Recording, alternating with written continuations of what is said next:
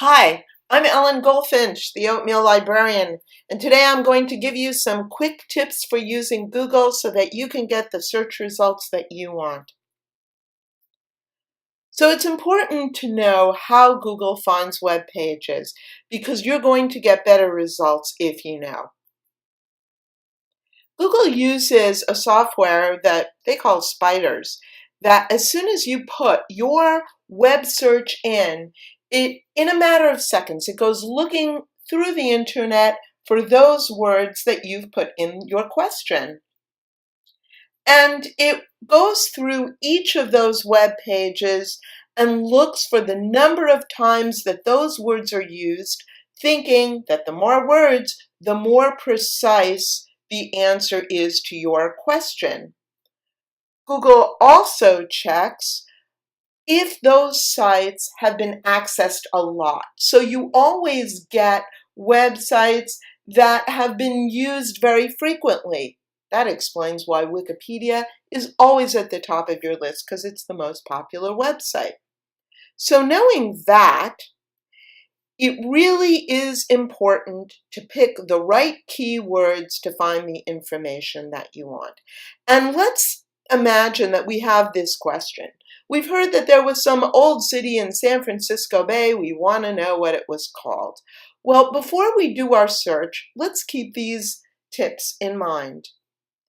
You should choose words that you'd like to see in your search results. They should be right to the point. They're important words that describe the answer that you want. You should think of alternative words, synonyms that mean much the same thing. And choose words that you think will appear on that page. And to do so, put yourself into the mindset of the person who wrote the web page. And that way you will find the information that you want. And word order really matters. And I'm going to show you an example from two different web searches to prove that. I searched blue sky and my results were Blue Sky Studios, images of a blue sky, and Blue Sky Technologies. But let's reverse it. Let's search sky blue. And here we're getting the color sky blue with Wikipedia at the top, Sky Blue Sky Sandwich Company, and answers to why the sky is blue. You can see those are two very different results. Now let's go back to our question.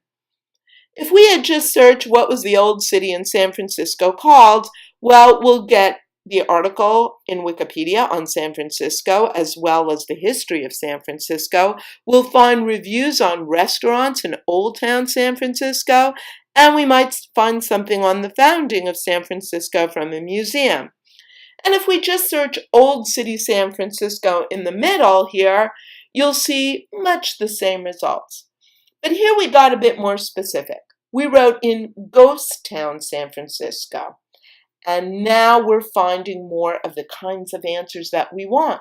We can see that there are a few sites here that show that Drawbridge, California is a ghost town in the San Francisco Bay Area. So you can see that our choice of words is very important to the answer that we get. Here's some handy tools that will also help you find more specific research results. You can use quotes when you're searching phrases or names, situations when you want words to be exactly in the order that you put them in. So for example, here I put in Eastern Township School Board so that I get information on that school board, and not all different schools in the Eastern Townships or boards of directors or anything like that. We don't want that. We want Eastern Township School Board. Once you have some really good websites, you can look for information within a web page by using either the Control and F key on your Windows computer or the Command F key on Apple computer. You press those two buttons at the same time, and it's like searching within a web page. You're Googling your web page. So, for example, if I wanted to find the word school in a web page, I could either press Control or Command F and find all the different times that word is used. You can also use the asterisk, which is above the number 8, just, Shift 8 and you'll get an asterisk.